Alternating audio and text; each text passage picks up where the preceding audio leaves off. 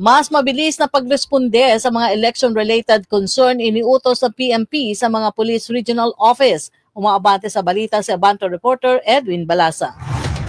Nagbaba ng direktiba ang pamunuan ng Philippine National Police sa lahat ng Police Regional Public Information Office na agad tugunan ang mga election-related incidents ngayong paparating na eleksyon. Ayon kay PNP Public Information Office Chief Police Colonel Randolph Tuanyo, dahil sa pagbubukas ng National Election Media Action Center o NEMAC sa Campo Crame, ay kasabay din binuksan ng Regional Election Media Action Center o REMAC naman sa mga probinsya.